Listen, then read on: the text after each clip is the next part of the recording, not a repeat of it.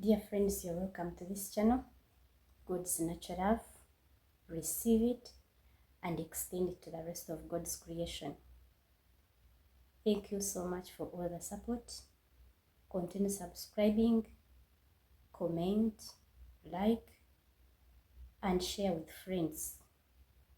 Bring more friends to join the family. Today we are going to share about disciplining the child. Proverbs chapter 13, verse 24. It says, "Whoever spares the rod hates his son, but he who loves him is careful to discipline him." This one, it sounds real, and it is real because I know we have many parents on this channel, so you can think about yourself. How do I discipline my children? Do I do anything to do with the rod? Do I use any other means? Do I try in any way to discipline the children? So sometimes when we see the rod, especially these days, when we are talking about children rights, we tend to think that using the rod is really a very big punishment. Possibly it is. By this time, the proverb is looking at correcting your child, and it is about disciplining the child for them to learn to be obedient. So the proverb was not intending to talk about the child abuse or to be supporting the punishments that are really abusive. We can understand that. But as parents, we ask ourselves, do we do anything about it? If not using the rod, do we have any other means we come up to discipline our children? Maybe that question we'll answer it in the comments. We shall share there some of the ways you use to discipline the children.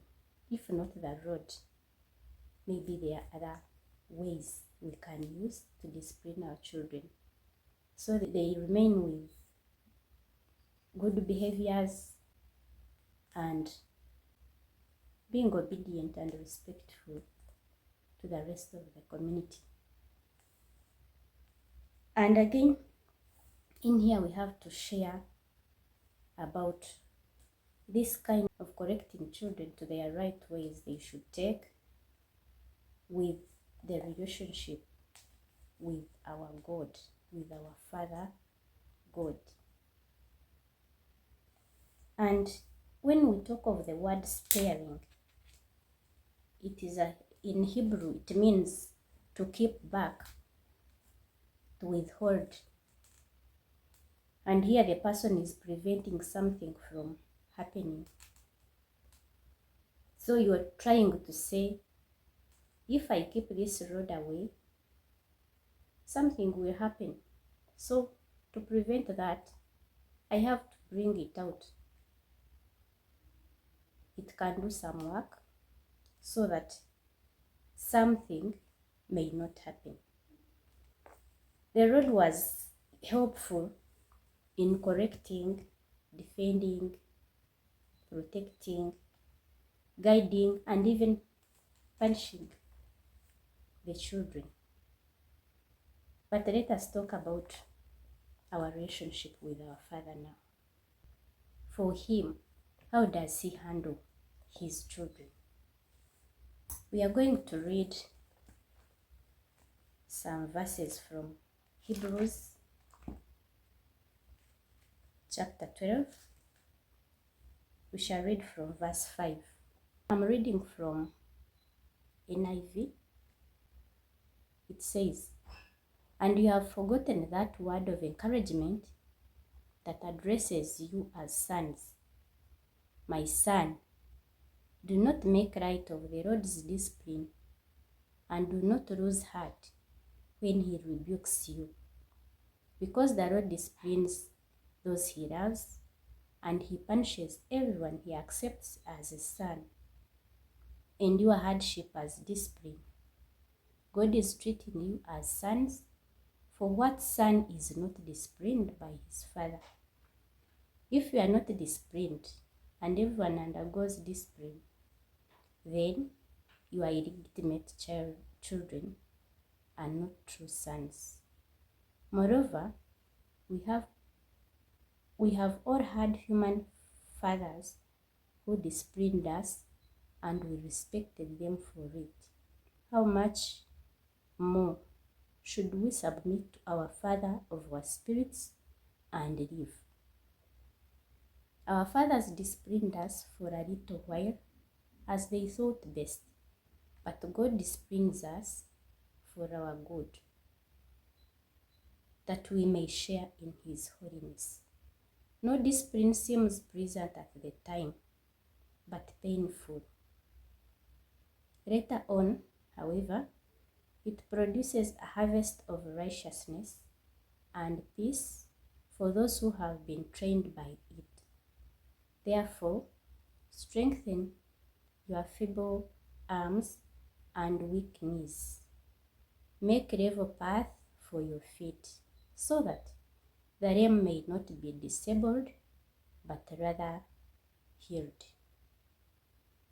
So the word is talking about how God does his work of disciplining us.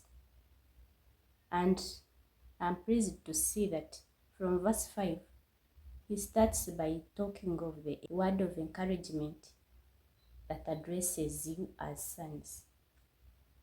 Here he's using the word of encouragement to address you as a son.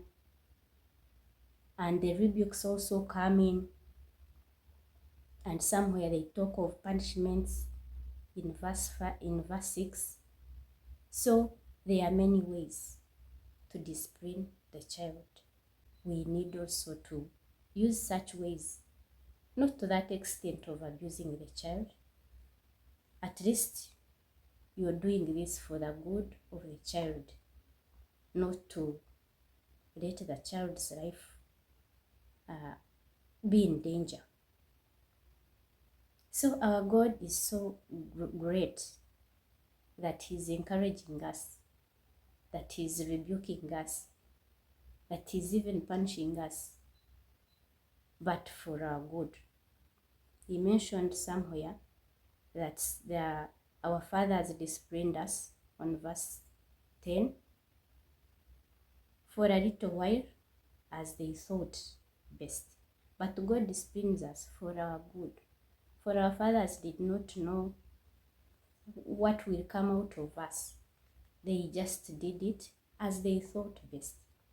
But our God does it because he knows the direction we are taking.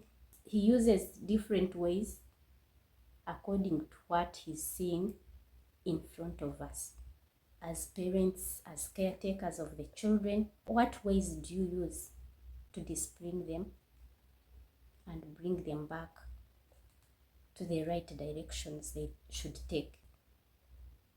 And then you can also continue to compare with our relationship with our Father God. Thank you so much. This is God's natural love. Receive it and extend it to the rest of God's creation.